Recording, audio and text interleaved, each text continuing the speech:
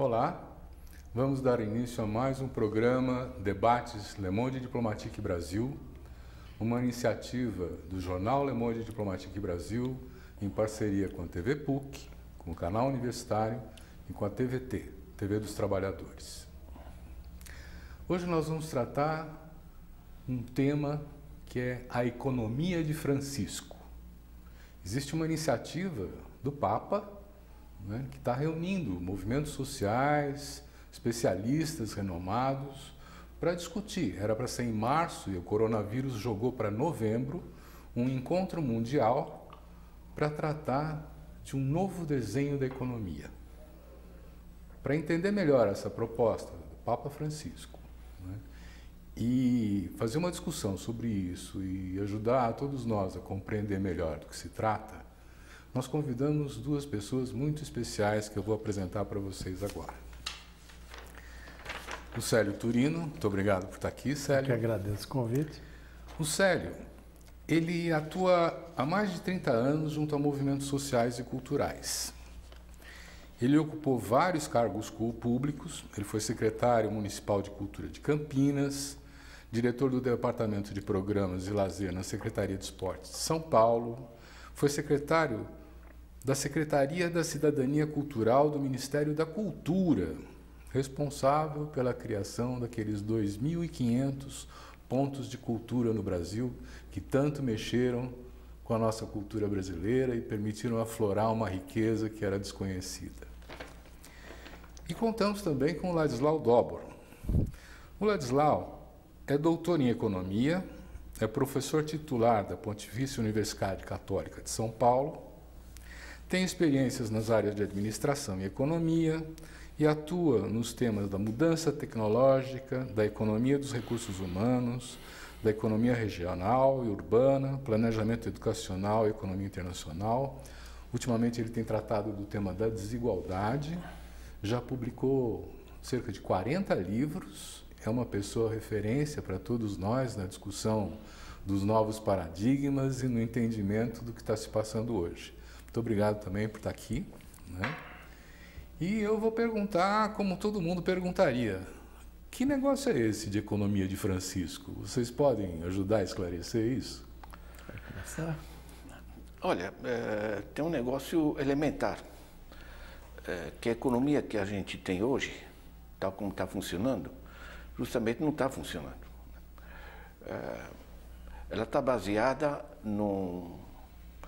numa visão básica que é o seguinte: você enriquecer os mais pobres, o pobre consome e some essa riqueza.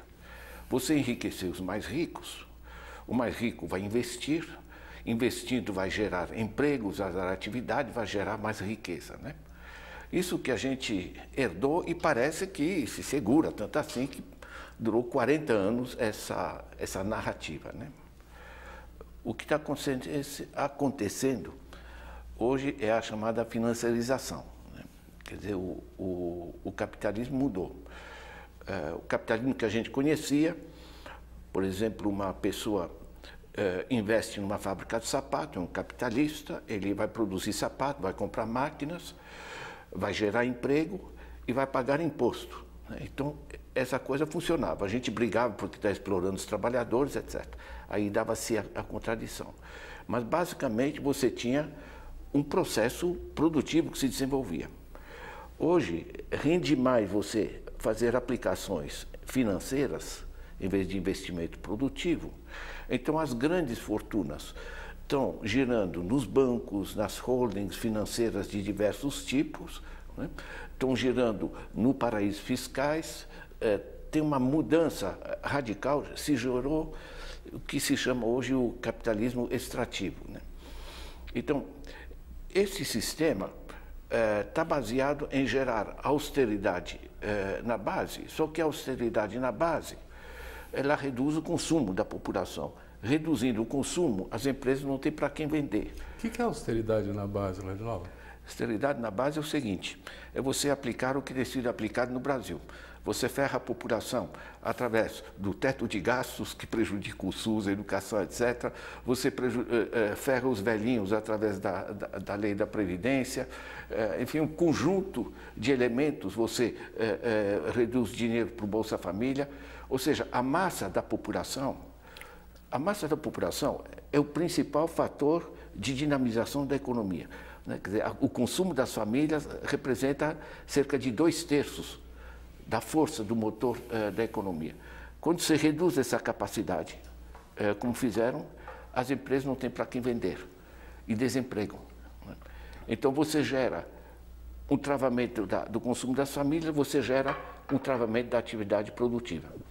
No Brasil, as empresas estão trabalhando com menos de 70% da capacidade.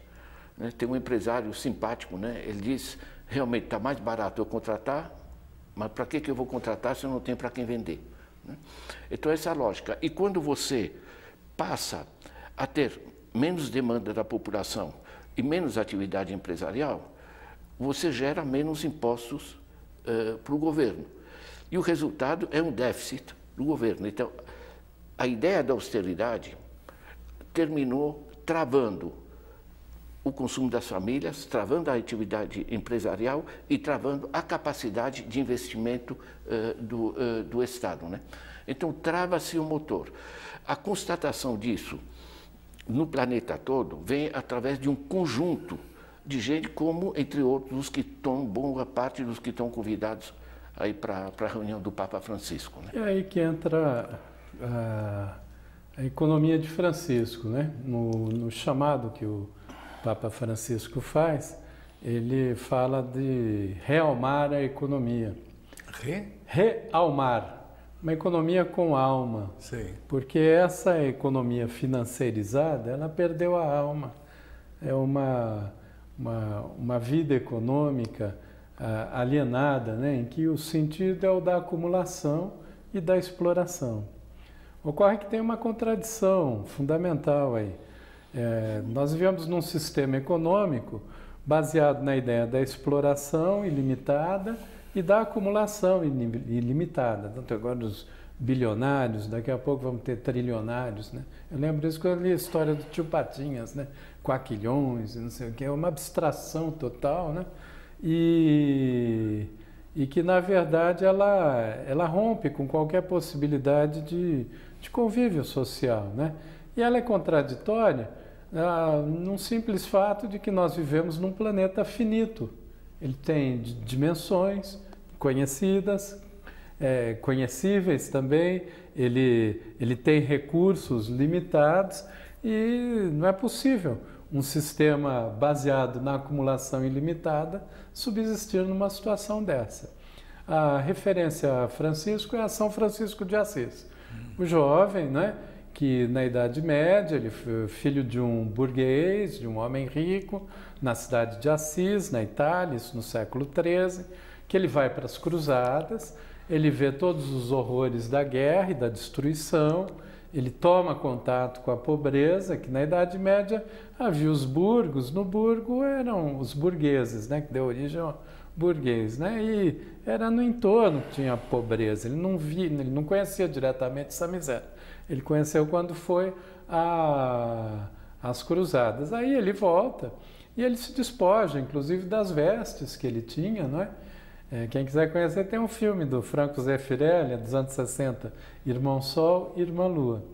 E aí ele passa a ter uma vida dedicada aos pobres e, junto com eles, muitos jovens entraram nesse processo, inclusive uma jovem também de família rica, a Clara, depois se torna Santa Clara de Assis, e eles começam a construir uma nova filosofia de vida e de relações econômicas. O Congresso Economia de Francisco é exatamente para propor essas novas relações baseadas na cooperação, no respeito ao próximo, na empatia, né? Praticamente essa economia sem alma, ela não tem empatia nenhuma com os nossos semelhantes, né? E é um chamado que o Papa fez a partir de março do ano passado, principalmente aos jovens, aqueles com menos de 35 anos, jovens empreendedores, estudantes, acadêmicos e também transformadores sociais. Estarão reunidas em Assis entre 2.000 e um pouco mais de jovens, né? E dos quais 150 do Brasil. A maior bancada fora da Itália é a do Brasil. E agora o evento seria no final de março, ele foi transferido para novembro, de 20 a 22 de novembro, exatamente em função do coronavírus. Então, nessa semana, nós estamos na fase da remarcação de passagens, mas está... Sério, antes de perguntar para o Ladislau o que tem dentro dessa proposta da economia de Francisco, né, eu queria fazer uma pergunta assim, que eu acho que muita gente tem. Por que o Papa está se metendo nisso? E por que só tem jovens que estão sendo convidados? Há também um outro evento que foi marcado, até muito em função da demanda do Brasil, que é o Congresso Economia de Francisco para os jovens com mais de 35 anos, na cidade de Perugia, que é ao lado, fica a 28 quilômetros de Assis, né? E nós, do Brasil, também organizamos um seminário com as experiências brasileiras, em conjunto com a Universidade de Perugia, que vai acontecer 2 dias antes do Congresso, sistematizando todas elas. Ladislau vai falar, Eduardo Suplicy, várias outras pessoas envolvidas em experiências que nós queremos jogar luzes a elas, até como referências para o Congresso, né? Para compreender esse envolvimento do Papa, aqui a gente voltar um pouco à encíclica Laudato Si, que é Louvado Seja, que também é baseada em São Francisco de Assis, né? Laudato Si, Louvado Seja, que é o canto das criaturas, tem a Louvado Seja. E na Laudato Si, ele define muito da dimensão do pontificado dele, que é dessa reconexão da vida humana com a comunidade da vida no planeta, com a vida dos demais seres, né? O respeito ao planeta, o cuidado com a casa comum. Mas esse cuidado com a casa comum, que é o planeta Terra, ele remete à economia, que é a administração da casa comum, né? Então é nesse sentido que vem agora a economia de Francisco. E tem mais um outro ponto que fecha esse triângulo, que é então o ambiente, a economia e a educação.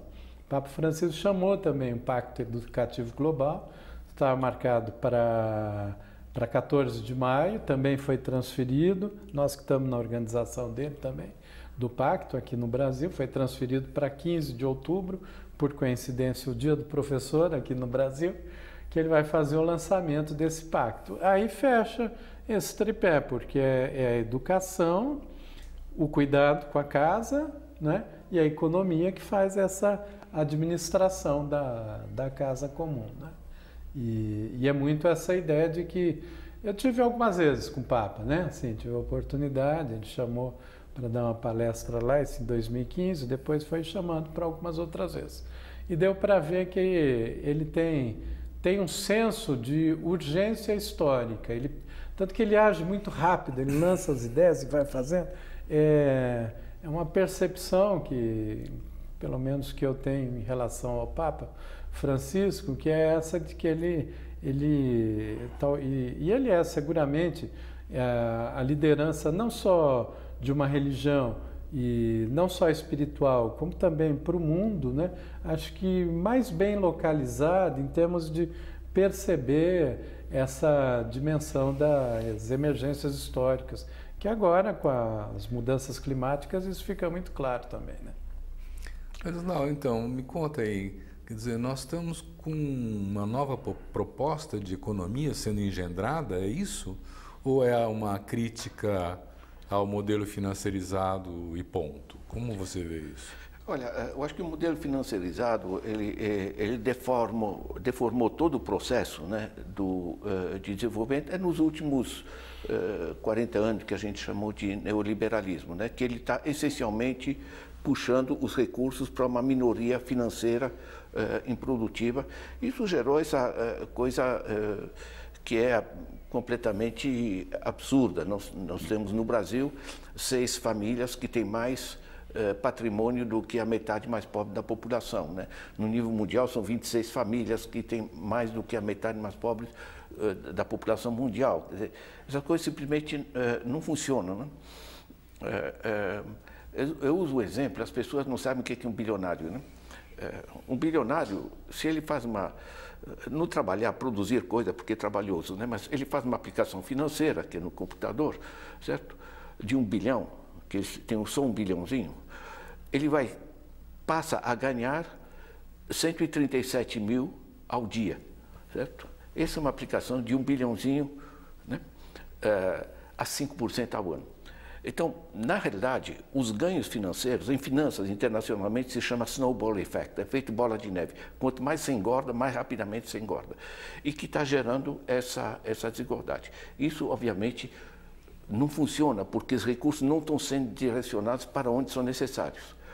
E o para onde são necessários é o elemento essencial, né, da discussão do Papa, é que a economia tem que servir a nós, e não nós servimos à economia. Então, essa inversão está se dando em torno de todo um acúmulo recente e forte, né? Quer dizer, quando a gente aprovou os Objetivos do Desenvolvimento Sustentável, né, Agenda 2030, você basicamente está buscando uma economia que seja viável em termos econômicos, mas socialmente justa e ambientalmente sustentável, porque senão não funciona, certo? E, em termos de fazer isso funcionar, você tem que ter um equilíbrio entre o Estado, porque atividades públicas asseguram a saúde, educação, segurança, todas essas coisas, as atividades empresariais, produção de coisas, certo? E as organizações da sociedade civil. Porque se a sociedade civil não está organizada para controlar tanto o Estado como as empresas, você que trabalhou com a Bong e com essas coisas, sabe perfeitamente. Você pode ter, como na Índia, né, um país de 1 bilhão e 300 milhões de habitantes, população fragmentada não apita nada, certo? Então ela tem que estar estruturada, né? Você vai encontrar isso hoje, pega a Suécia, onde o sueco médio participa de 4 organizações comunitárias. Então você tem um sistema de rédea curta em que, do ponto de vista político, a sociedade está suficientemente organizada para exigir determinados comportamentos das empresas e do Estado, né? Então, portanto, tem o tripé dos objetivos, né, que é o social, o ambiental e o econômico, e o tripé da organização, né, que é o Estado, as empresas e a sociedade civil. Então, de certa maneira, a gente passou a entender de que se trata, né? É uma visão a serviço da humanidade. Agora, o que o Célio estava levantando, né, é que esse negócio está estourando simplesmente, né? Nós estamos chegando a 8 bilhões de habitantes, né?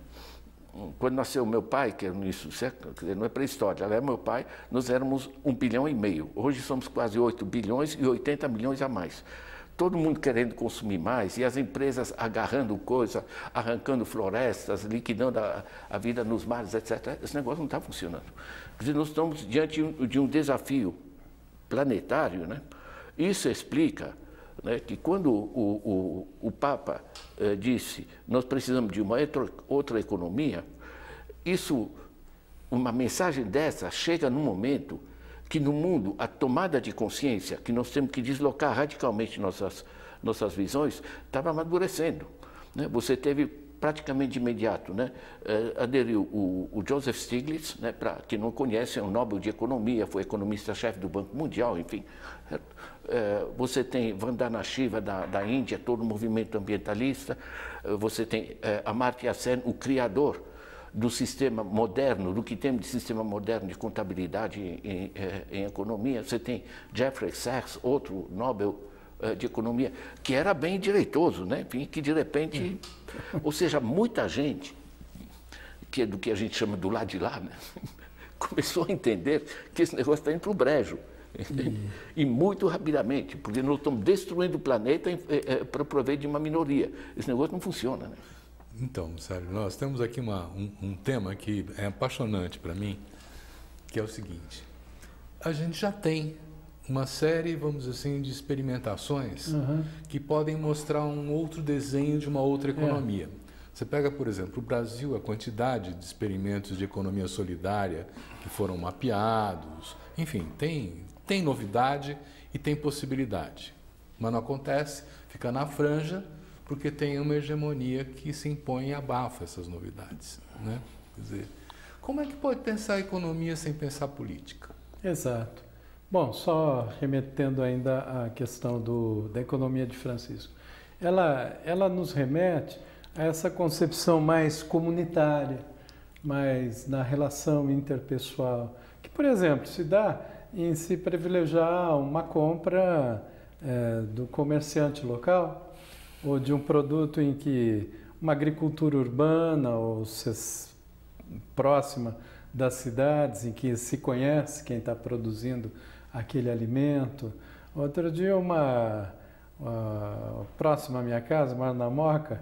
Moca é um bairro um pouco conservador, mas tem coisas muito interessantes e comunitárias, né? E até porque ela vem de uma origem operária. E as grandes greves do início do século XX foram lá na Moca. Ela abriu uma loja de roupas, assim, ela que faz as roupas. E ela colocou um cabideiro na entrada da loja: doe o que você não precisa e pegue à vontade. Isso está criando um movimento. Então é uma relação muito mais... Eu nem conheço a dona da loja, eu já deixei roupa ali, mas ainda não fui cumprimentá-la.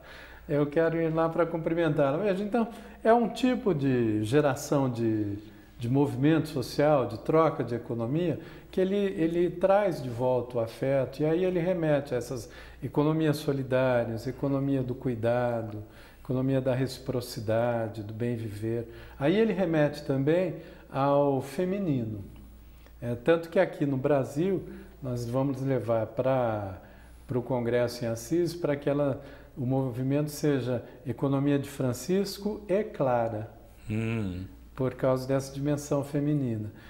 Enquanto o masculino, né, não é o homem e mulher, né, é esse elemento masculino, unidirecional, né, assertivo, ali, pá, aquela reta, né, linear, né, isso determinou muito da economia ao longo desses milênios, né. A economia feminina, ela é mais circular, né, remete ao cuidado, remete a processos de colaboração. E é bom fazer essa integração, né? Tudo isso nós estamos querendo levar, nós até realizamos em novembro o encontro da economia de Francisco, que foi aqui na PUC, no Tuca, né? Com umas 500 pessoas aproximadamente do Brasil todo e todo autogestionado, e em que nós estamos buscando sistematizar essas experiências, como as experiências da articulação do semiárido, né? Que levou a construção de 1 milhão de cisternas, né, em uma engenharia comunitária, né, permitindo que as pessoas tivessem água, né, pegassem a água da chuva, isso quem mora no campo, tudo mais. A agroecologia, hoje o MST, o pessoal às vezes quando remete ao MST, pensa em ocupação de terra, né, mas tem que ocupar a terra que está devoluta, que não produz, e para produzir comida saudável, né? Hoje o MST é o maior produtor de alimentos orgânicos da América Latina, né? 14 mil toneladas de arroz orgânico produzidos pelas cooperativas do MST. Então, quisemos jogar a luz para isso, para essas experiências de banco comunitário, banco local, de economia solidária, né? E também outras que o Brasil tem mesmo em políticas públicas, como orçamento participativo, a proposta do Suplicy, que às vezes as pessoas ao longo dos anos, né, às vezes até torciam o Suplicy a falar, já vai falar de renda mínima, né? Hoje é uma proposta muito atual e necessária. Nós entendemos que até uma base para a economia de Francisco é a renda básica da cidadania, né? Que ele já fala disso há 20 anos, né? E que muita gente agora está percebendo essa necessidade. E também, aí indo para o que você colocou, né? Isso remete à discussão da democracia. Na carta de Francisco e Clara, que nós preparamos, vamos entregar ao Papa, a gente tem uma parte em que nós tratamos dessa questão da democracia, de novos processos colaborativos de decisão. Não dá para pensar só na democracia liberal, formal, né? Mas em outras formas de tomada de decisão, né? Que praticamente está destroçada com essa hiperconcentração, né? Não, nem no tempo do Egito dos faraós, acho que havia tanta concentração quanto hoje, né? A gente conseguiu ser melhor do que os faraós. Porque é uma coisa assim. Bom, mas então vocês estão dizendo que é possível dar passos no sentido desse tipo de economia, ainda dentro desse modelo capitalista, é isso? Olha, Deus sabe, né? Estou falando da economia de Francisco, mas na realidade o sistema está mudando. Eu trabalho com um outro modo de produção, né? Eu tenho um ensaio que chama Além do Capitalismo. Eu acho que a mudança é sistêmica. Eu acho que a mudança é tão profunda da era industrial para a era do conhecimento, como foi a passagem da era da agricultura para a era da indústria, né? Nós estamos entrando em outro sistema. Então, isso é importante porque a gente pode pensar, digamos, não, economia de Francisco, coisinha de pobre, bonitinha e tal, mas economia real é aquele negócio. Isso é não entender como estão evoluindo as coisas. Hoje, o principal fator de produção não é força de trabalho, não é matéria-prima, é a criatividade, certo? São as ideias, é a tecnologia. As ideias, como é que funcionam? As ideias funcionam um passando para o outro. A construção de ideias funciona por sistemas colaborativos, certo? Todo esse negócio da Apple, nada disso existiria sem as pesquisas do transistor, da placa-mãe, até da telinha que se mexe com o dedo. Tudo isso é desenvolvido por sistemas públicos interuniversitários que desenvolveram. Hoje nós estamos com a ameaça do coronavírus. Todos os laboratórios do mundo estão trabalhando de maneira colaborativa, vendo quem consegue descobrir o quê. Imagina um laboratório vai descobrir uma vacina e diz, não, eu seguro, vou patentear e está um desastre planetário. Então, na realidade, quando a gente evolui para a sociedade do conhecimento, tem uma mudança profunda na racionalidade. Nós temos um livro básico, como o Economics, que você conhece, né? Mostra centenas de exemplos de maior produtividade quando se gera sistema de colaboração e não sistema de competição, né? Tem outra transformação muito profunda que é o seguinte: a gente achava que a economia é agricultura, indústria, essa coisa. Bom, continua, mas em grande parte está automatizado, está, enfim, a produção de massa. Onde está se concentrando a atividade econômica hoje? É saúde, educação, cultura, segurança, enfim, conjunto das áreas de organização social, né? Quer dizer, você pode pegar umas roupas, uns tênis, produzir na Indonésia e pôr nas gôndolas aqui no Brasil. Você não faz isso com saúde. Entende? Então, na medida em que hoje as principais atividades da economia migraram para atividade densa em conhecimento e em grande parte ligadas a atividades humanas, a educação tem que chegar a cada criança, né? A saúde tem que chegar a cada família. Isso gera uma coisa que você trabalhou, Silvio, que é a economia de proximidade, né? Que são velhas discussões. Isso funciona é olhar a Europa, é olhar a China, é olhar o Canadá. Você tem uma descentralização profunda dos sistemas econômicos, resgata a vizinhança e o conhecimento direto e a economia circular que o Célio menciona, e constrói uma outra dinâmica de organização em que o político se junta à economia. E, de certa maneira, se muda o conceito de democracia. Democracia não é só votar uma vez a cada 2, a cada 4 anos. É você resgatar o controle sobre a tua própria vida na comunidade, né? Nas diversas dimensões econômicas. Eu vou polemizar com você, Disso. porque eu acho que esse espaço do colaborativo era do século passado. Agora, com essa globalização, a austeridade da globalização se impondo por sobre os países, como é que fica esse espaço colaborativo? Eu queria, inclusive, trazer essa questão de outro ângulo, né? Que é que é o seguinte: nós temos de fato alternativas, nós temos experimentos, mas nós temos um poder acachapante que está se impondo. Essa iniciativa está com cara de Fórum Social Mundial. Quer dizer, nesse sentido de que levanta a bola para uma utopia, mas não tem uma correspondência política, porque o plano de decisão disso ainda é nacional, não é? Em termos. Bom, primeiro ela tem um outro grau de chamada, né? Acho que tem a compreensão. Aí, independente da questão religiosa, né? Mas a dimensão do Papa, ele sabe usar essa dimensão política da autoridade dele enquanto uma referência que vai além da religião católica e ele vai estar usando nesse sentido. O Congresso também, ele é um ponto de partida, não de chegada. Por exemplo, aqui no Brasil nós formamos a Articulação Brasileira pela Economia de Francisco. Aí o nosso planejamento seria pós-Assis, mas agora vai ser pré-Assis. Retomarmos as associações de socorro mútuo. O povo brasileiro está desvalido, está abandonado. E é preciso que ele se socorra. Isso é a experiência dos anarquistas, também da doutrina social da Igreja, final do século XIX, começo do século XX. Depois, com o estado de bem-estar social, entre aspas, acabou se esvaziando da necessidade desse socorro para um velório, para uma família que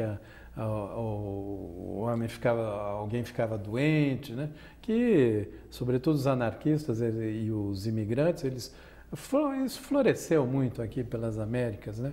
Também experiências de troca do comum, praças de ofícios, em que as pessoas possam voltar a consertar um eletrodoméstico para não ter desperdício. Um médico pode doar 4 horas do seu trabalho de médico nessa praça e também receber ali em termos de horas, sem circulação de dinheiro externo, né? Mas ele possa ter um serviço de jardinagem, um serviço de reparo, de encanador, aí vai trocando, né? Que aí é a ação da economia de Francisco e Clara, chegando na população que está desamparada, não só no Brasil, mas pelo mundo afora, e é nosso objetivo questionar, sim, esse modelo capitalista, não é? Claro que na sua dimensão neoliberal, como ponto central, mas é questionar a chave desse modelo, que é baseada na ideia da acumulação e da exploração, né? Na exploração, ela remete ao extrativismo, não tem só a exploração do ser humano pelo ser humano, é do ser humano em relação ao extrativismo o grande subsídio é o planeta que dá, né? Ele é como uma fonte inesgotável de recursos, né? Então aí você quebra essa chave. As mudanças climáticas, elas colocam essa questão em xeque desse modelo e também agora esses vírus todos, né, que vão sendo disseminados, né, essas pandemias, né, que agora a gente está vendo um exemplo, mas logo virão outros, né? É um cenário de discussão, inclusive, de como nós pretendemos a continuidade da humanidade no planeta, né? Sérgio, você está falando que a Igreja Católica vai voltar para as bases? Porque teve um momento em que as comunidades eclesiais de base foram muito importantes para a estruturação de toda a luta pela democracia. Deus queira que seja, né? Assim, né? E agora você está falando assim, olha, nós vamos criar socorro mútuo, fundos de socorro mútuo. Isso tem que ser no território. É no território. E a igreja vai estar metida nisso? Olha, eu não sou da igreja, né? Sou historiador, que minha aproximação, inclusive, com o Papa, ela se deu de uma forma totalmente diferente, pelos pontos de cultura. Eu saí do governo de 2010, né, do Brasil, e comecei a disseminar essa ideia pela América Latina. E um dos lugares que prosperou muito foi na Argentina. E o Papa, antes de ser Papa, ele tinha um programa chamado Escolas de Vizinhos, que era exatamente nessa linha, e ele conheceu os pontos de cultura aí, sem nos conhecermos. Depois é que eles é que me chamaram para lá. Então, do ponto de vista do Papa Francisco, isso eu posso dizer que é a exceção. Por exemplo, ele tão logo assumiu como Papa, né? Ele, se você pegar a foto da posse dele, né? Nem sei se o termo é esse, posse, mas enfim, de quando ele assume como Papa, tá ele ao lado de duas únicas pessoas do lado dele. É um professor com jaleco branco de professor e um cartoneiro. E eles não falaram nada, né? Um cartoneiro, um catador de reciclados. Mas ele trabalha muito por essas mensagens simbólicas, né? Que ele queria marcar o pontificado pela relação com os excluídos e pela educação. Aí ele criou um programa que vem de um método que ele já desenvolve, que é o das jornadas da cidadania, se você quiser até explico mais adiante, e que é chamado Escolas Ocorrentes, Escolas do Encontro, né? Em latim, Escolas Ocorrentes. Esse programa é um braço de uma ação que o Papa vai desenvolvendo nesses vários campos, no campo universitário, das artes, da educação, né, da tecnologia, e tem feito uma série de ações. A nossa vinculação, inclusive, nesses processos é isso. Para você ter uma ideia, a sede mundial do Escolas Ocorrentes, eles têm uma sedezinha lá no Vaticano, mas a sede mundial é numa favela, que é na Vila 31. Quem assistiu o filme Dois Papas vai ver aquela favela, ela existe, ela é muito fundamental no processo de construção e do pensamento do Papa Francisco, do Bergoglio, e é lá que funciona a sede mundial do Escolas Ocorrentes, dentro de uma favela. Então é essa sinalização, sim, daí das bases, né, que vai estabelecendo. Sabe que na Argentina, eu acabei estudando isso, né, até por um livro novo que eu estou lançando aí, e eu fiz um capítulo sobre isso. Eu não tinha ideia. Aqui no Brasil a gente fala da teologia da libertação. Lá eles tinham um movimento chamado curas, né, padres terceiro-mundistas, né? E nos anos 70 havia perto de 10 mil padres na Argentina. 3 mil decidiram viver em favelas. Eram chamados padres vileiros. E aí também é uma história. Quem vê o filme lá, Os Dois Papas, vê alguns padres vileiros. Isso tem um impacto na vida do Papa Francisco e de algo que ele considera que errou. E eu diria que hoje a vida toda dele é um processo de penitência muito profunda e desse vínculo com as bases, né? Então, para entender um pouco o que se pretende, é isso mesmo. E em novembro vai acontecer o quê?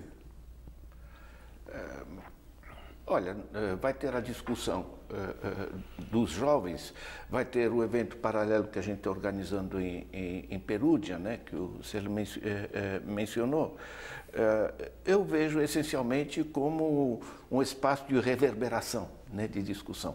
Como vem gente de vários países, por exemplo, aqui no Brasil, os vários eventos que a gente está organizando, a discussão que está se dando em várias cidades, vários meios, tudo isso aí está gerando um espaço de discussão.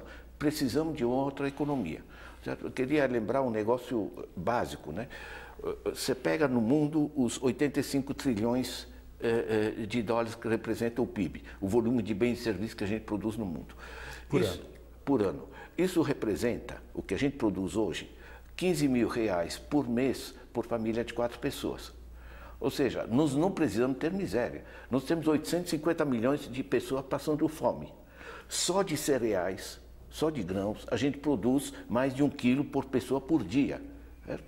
Quer dizer, é absurdo ter os tipos, o problema da destruição ambiental. Quer dizer, a gente está retirando da natureza muito mais do que a capacidade de recomposição. Como ficam as próximas gerações, né? Então, para mim, é um momento de você colocar os grandes desafios estruturais, né? Porque então, por enquanto, de repente, bom, no Brasil é o PIBinho, né, que chama hoje, né? Nem isso, né? Certo? Mas esse negócio de só aumentar o PIB, o ritmo, sem pensar o que a gente está produzindo, que impactos para a natureza e para quem, certo? Isso não faz o mínimo sentido, né? Eu acho que o sucesso de levantar a bola dessa maneira por parte do Papa, a rapidez com a qual agregou personagens importantes de nível planetário e as reverberações que está criando pelo planeta é porque é do momento, né? Nós estamos tomando consciência. Isso tem o outro lado, que é o lado da produção científica na área da economia. Certo? Nós temos Thomas Piketty, né? Está bagunçando radicalmente e está mostrando, olha, hoje para você... Sobre a desigualdade. Sobre a desigualdade, quer dizer, para você ganhar dinheiro, você não produz, você coloca em papéis que rendem muito mais, porque produzir é trabalhoso. Você já se deformou radicalmente. Nós temos Kate Raworth, que vai estar participando também, certo? Que diz, olha, nós precisamos repensar o PIB. Certo? Nós temos que pensar o conjunto dos impactos que a gente está tendo sobre a humanidade, sobre a natureza, coisa do gênero, né? Então, os diversos grupos, o Stiglitz, em grande parte está crítico simplesmente do neoliberalismo, mas quando a gente olha a parte propositiva, que é resgatar a governança corporativa para parar de fazer as bandidagens que fazem e assegurar um papel regulador do Estado e equilibrado com as organizações, né? Tudo isso aí está se transformando em numerosas publicações pelo mundo afora que estão trazendo uma visão de bom senso que não é sonho. Tá? Tem realmente bom senso. Tem muito o que você traz, que é o seguinte: nós temos gigantes corporativos, em particular na área financeira e na parte da comunicação, que controlam, portanto, a formação de visão de mundo das pessoas, que é um desastre. Então, tem o problema da relação de força, certo? Mas como o sistema não está funcionando, não está respondendo, não é mais um capitalismo que pelo menos dizia, eu posso explorar os trabalhadores, mas estou produzindo coisa, certo? Isso aí gera uma fragilidade.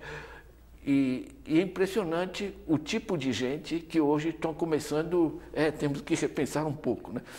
Quando a gente pega 181 das principais corporações do mundo, fizeram aqueles 5 pontos, né, de que nós precisamos, as corporações, está ali, Apple, Amazon, enfim, todos eles, tá? JP Morgan, certo? Estão dizendo realmente nós temos que pensar de outra maneira, passar a pensar o meio ambiente, os impactos sociais, etc, etc.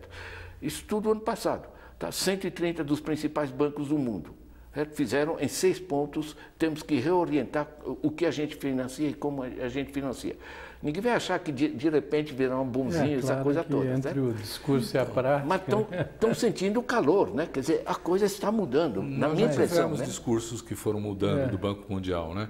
Primeiro ele era apoio ao desenvolvimento, depois ele virou combate à pobreza, porque os escopos não alcançavam a sua prática, né? Você veja que no Congresso, na Economia de Francisco, são jovens de 115 países estão inscritos, né? Desses 150 jovens são do Brasil, né? Mas por que o foco, a ênfase com o jovem? É o compromisso intergeracional, que se quebrou nos últimos anos aí de forma objetiva, né? Nós somos a primeira geração que está roubando dos nossos filhos e netos. Nós estamos roubando água limpa, ar puro, estamos roubando meios de vida para os nossos netos, tudo, né? A biodiversidade. Então, há essa preocupação do pacto intergeracional e do protagonismo para a juventude. E tem um ponto também, que é o que houve com o Sínodo da Amazônia, que é o reconhecimento desses conhecimentos ancestrais. Conta pra gente o que foi o Sínodo da Amazônia, rapidamente, assim. Porque... Sínodos são congressos, encontros que a Igreja realiza, né, no Vaticano, tem até a sala do Sínodo, né, que se encontram para tratar de um assunto. O Sínodo da Amazônia foi para tratar das questões da Amazônia, tanto do ponto de vista... O Sínodo só reúne bispo ou tem mais gente? Quem decide são bispos, né? Mas aí se chamam outras pessoas para auxiliar. Eu, por exemplo, me chamaram para falar para o Sínodo um vídeo curto sobre tecnologia e povos indígenas, pela experiência dos pontos de cultura. E assim, gente de vários lugares foram. Fiz isso de casa até, com gravação e tal. E aí eles vão tirando conclusões. No caso do sínodo, houve uma certa frustração em relação às questões mais do ponto de vista eclesiásticos, né? O padre casados, o papel das mulheres. Mas outros aspectos são extremamente importantes. Primeiro é a poética da Amazônia. Vale ler a declaração, né? Ela é muito poética, né? E, sobretudo, esse entendimento, essa força do conhecimento dos povos ancestrais, dos povos originários. A economia de Francisco, ela se aproxima do bem viver, que aqui os guaranis definem como o tecoporã, o modo bom de viver na casa, né? E que também é teorizado e foi aplicado nas constituições do Equador e da Bolívia, mesmo com uma série de deficiências, e agora mais ainda, né? Mas mesmo assim ele vai no sentido, vem da Sumac Calçai, né? Do Quichua, né? E que é o entendimento de que nós somos filhos da Mãe Terra, coabitamos o planeta com outros seres, não é possível para haver bem viver para uma pessoa se o entorno não tem o mesmo bem viver. E isso também remete à economia de Francisco, né? E que vem impactado pelo sínodo. Então são ações muito efetivas, muito eficazes, né? Que vão se apresentando e que eu espero que elas floresçam, né? Com peso, né? Aproveitando aqui vocês, está preciosa essa conversa. Vocês fizeram menção de que existe uma articulação brasileira, sim, da economia de Francisco. Uhum. Não é? E clara. E clara. E nós vamos ter eleições municipais esse ano. Né? Essa articulação vai tentar influir nas eleições? O que vai acontecer? Diga lá, ou vocês ainda não pensaram no assunto? Olha, eu trabalho muito, para mim eu faço a conexão direto, tá? Voltando ao que eu estava dizendo, ou seja, em grande parte as atividades da saúde, educação, para onde está indo o principal emprego, trabalho, coisa do gênero. Essas coisas, inclusive problema ambiental, saneamento básico, ter rios limpos, ter cidade arborizada, o conforto da cidade, os processos colaborativos, não é um sonho, certo? Eu vivi muito tempo na Europa. Né? Você, cidade por cidade, você vê como funciona, certo? Na Alemanha, as pessoas não colocam seu dinheiro no banco, colocam em uma caixa econômica da própria comunidade e usam isso segundo suas necessidades, ou seja, há uma apropriação da economia e você deixa de separar. Esse é o econômico e os outros são impactos, efeitos indiretos, não. Você organiza a economia em função do bem-estar, né, do bem-viver das pessoas. A meu ver, isso tem tudo a ver com o poder local, tudo a ver com as comunidades, inclusive em termos de eficiência econômica. Quando a gente pega estudo recente do Kroiber sobre a China, China's Economy, né, ele mostra que a China, em termos de gestão, é mais descentralizada do que a Suécia, certo? Isso que na Suécia 70% dos recursos públicos vão direto para os municípios, né? Se você pega a Alemanha, você tem grande parte dos recursos públicos que são repassados para as cidades, para os municípios, e além do mais, as poupanças das pessoas estão numa caixa econômica local. Resultado, você passa a funcionar muito melhor na base da sociedade, porque os recursos estão ali e as comunidades que se conhecem, lideranças locais, tudo se ajeitam em função dessas necessidades. E o governo central passa a funcionar muito melhor, porque em vez de ficar negociando picuinhas, né, e micropressões, ele passa a pensar política tecnológica de longo prazo, políticas ambientais, coisa do gênero, né? Agora, está o que você levantou momentos antes, né? Ou seja, de um lado, nós temos uma localização das políticas e, por outro lado, temos poder global que escapa dos espaços nacionais, né? O sistema financeiro é global. Um país que tenta controlar suas finanças, as finanças fogem para outras áreas, né? Tem um livro muito interessante, né, que utiliza o conceito de glocal, né? Enfim, Glocal. essa dupla atenção. Agora, a meu ver, todo esse conceito de economia de Francisco, de uma economia que responde às necessidades das pessoas, está, mas muito ligada em a gente resgatar os espaços urbanos, né? Primeiro porque a gente se urbanizou e, portanto, formam-se comunidades, não é mais população rural dispersa, isso é um vetor muito importante de articulação da sociedade, e a gente vê como funciona. A agricultura urbana, por exemplo. Não sei se você sabe, a cidade com maior agricultura urbana no planeta é Havana. Vem pelo período especial, né? Ela tem praticamente toda a produção de alimentos, ela está em torno de Havana e dentro da área urbana, né? Aqui em São Paulo, algumas experiências, né? Mas é algo que precisa ser intensificado, né? As hortas urbanas, a produção de comida. E tudo isso é sofisticado, tem tecnologia, tem muito conhecimento, que às vezes as pessoas dizem, é ali um caipira que vai fazer uma hortazinha, né? Então, agora, e também, na verdade, a economia de Francisco e Clara é a economia na escala humana. E esse é o grande dilema que a humanidade está se colocando hoje, que nós estamos na iminência do pós-humano, né? E então é o resgate. O que nós queremos para a nossa vida? Essa vida humana que pressupõe laços de afeto, laços de confiança, de convivência, né? Tudo isso leva a questões de política pública, inclusive para esse ano, com as eleições. Nós criamos essa carta de Francisco e Clara, eu posso passar para você depois, aqui na sequência, e você vai ver que todas essas questões, inclusive de construção de políticas públicas, elas estão contidas. E por que elas estão contidas? Porque no atual momento histórico, o Estado, nós não podemos prescindir do Estado. O Estado então, ele é abarcativo, ele não é... Nós estamos chegando próximo do fim do nosso programa. Queria fazer uma pergunta, uma provocação para vocês dois. E aí cada um tem aí seus 3 minutos para responder e tal.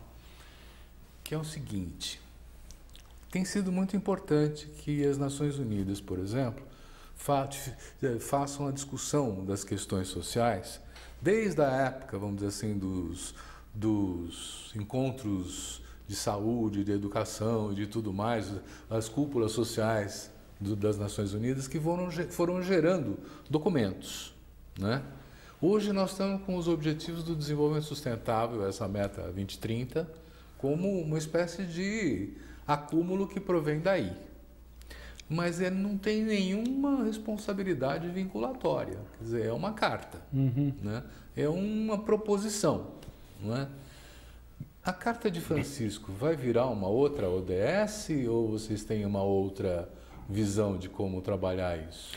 Aqui, que é um pouco o exemplo que eu lhe disse, nós não pretendemos que a articulação brasileira pela economia de Francisco, ela fique só no campo da difusão de ideias, né? Tem havido muito, praticamente toda semana tem 2 encontros regionais pela economia de Francisco e Clara, pelo Brasil, autogestionados, né? O Ladislau vai sair daqui, vai ter um encontro hoje à noite, está tendo em vários cantos do Brasil, não só em São Paulo, não só nas capitais, mas pelo interior e tudo mais, né? Mas são ações concretas, percebendo essa articulação, inclusive, como, espero, né, um movimento social mesmo, e que se contraponha a esse horror econômico que a gente vive. Como movimento social, ele terá esses braços, né, o da sistematização e difusão de ideias, também o de aglutinação de forças, mas ele tem a dimensão prática, que se dá igualmente em duas dimensões. Uma é da construção de alianças na relação com o Estado, para que o Estado seja colocado a serviço do povo e não o contrário, como ocorre hoje, e outra de ações concretas. Não é possível também fugir dessas dimensões imediatas. Alguém que não tem condição de comprar um botijão de gás ou que tem a casa destruída por uma enchente e que acaba hoje, na atual situação de ultraliberalismo, ele vai recorrer a quem? Ele vai recorrer ou ao crime organizado, que passa a ser um ponto de controle nas periferias, ou a igrejas, que também é outra forma de ponto de controle e de cooptação. Daí é que entram essas associações de socorro mútuo, essas praças de ofícios, né, que é para dizer, sim, eu existo, eu tenho força, eu tenho o que criar, eu tenho o que oferecer. Há 2 dias atrás eu estava com a minha esposa ali em frente ao Mercadão. Nós passou um pouquinho o cruzamento, a gente começou a meio que chorar até ali vendo. Eram pessoas, praticamente todas assim, próximas da minha idade, né? Todas com mais de 45, 50 anos, né? Homens, você percebe que não eram aqueles trabalhadores de rua de muito tempo. Eram pessoas que tiveram seus ofícios, seus trabalhos mais simples, ou foram zeladores ou operários, todos tentando vender alguma coisa, né? Não é possível que a gente ache normal uma sociedade que leva tanta gente ao desamparo. Isso destrói as relações de vida, as relações humanas. Até quem está amparado fica desamparado ao ver uma situação dessa, né? Então, esse movimento de Francisco Clara, ele vem também nesse sentido. Olha, o Silvio me conhece, eu sou sempre mais para o lado otimista dos processos, né? Eu vejo uma coisa seguinte, nós estamos evoluindo para a sociedade do conhecimento. O conhecimento, se eu tenho um conhecimento, eu passo para você e continuo com ele, certo? Muitas dos avanços científicos, tecnológicos do planeta estão se generalizando, passando por cima de patentes, copyrights, royalties. Eu mesmo disponibilizo todos os meus livros, como um monte de gente pelo mundo, estou disponibilizando pesquisa gratuitamente. Ou seja, está se abrindo um sistema colaborativo muito forte no planeta. Nós estamos nos urbanizando muito rapidamente. As unidades urbanas pelo planeta fora podem se articular internamente de maneira muito mais estável. Nós estamos evoluindo para uma densidade muito maior das atividades econômicas centradas no social, nas políticas sociais, saúde, educação, etc. Lembrar que 20% do PIB nos Estados Unidos é saúde, tá? Não é indústria bélica, essas coisas. Então, na realidade, essas várias transformações estão levando para outro mundo, né? Eu sou otimista no sentido seguinte, tem um cara que diz que não há nada mais poderoso do que as ideias em termos transformador, né? É forte, eu acho que nesse momento... Né? Não há nada mais forte que as ideias cujo tempo chegou, né? Pois é. Então, na realidade, eu acho que chegou um tempo de uma mudança. E um elemento, talvez, que a gente não tenha focado, mas que é essencial, que é a dimensão dos valores e da ética reintroduzidos no comportamento humano e no comportamento econômico. Essa guerra, esse vale tudo, sem nenhuma ética, sem nenhum respeito das pessoas, coisa do gênero, isso aí, evidentemente, está se deslocando, né? E nós temos o desafio que a tecnologia, por enquanto, está gerando desemprego. É absurdo que a tecnologia que nos faz fazer mais coisa com menos esforço, né, o que é muito positivo, está jogando gente no desespero. Então, a redução da jornada, a renda básica assegurada para todos, nós somos dinheiro sobrando para isso, certo? Mas para isso é repensar a arquitetura do conjunto desse sistema que a gente vive, né? É uma tarefa e tanto, hein? Quer dizer... Muita tarefa nisso. e realmente tem aí um acúmulo que vai se demonstrando, né? Todas essas experiências da economia solidária, da economia cooperativa, da economia voltada para a construção do bem-estar, né? Ela tem uma história também, ela tem um acúmulo, ela tem o que oferecer. Economia feminista, né? A gente vai ter que olhar muito para as mulheres, né? Para essa virada econômica, isso, tá? e contar com as mulheres para isso. Olha, eu quero agradecer muito vocês, a participação, ao Célio Turino, ao Ladislau Dobro, foram Obrigado, excelentes as suas colocações, acho que ajudou a compreender melhor o que nós estamos passando e essa iniciativa, né, da economia de Francisco. Eu quero agradecer você, agradecer a todos que estão nos acompanhando e convidá-los a conhecer a edição deste mês, que já está nas bancas, do jornal Le Monde Diplomatique Brasil, que está tratando desse tema e de outros com maior profundidade. Muito obrigado a todos, até a próxima.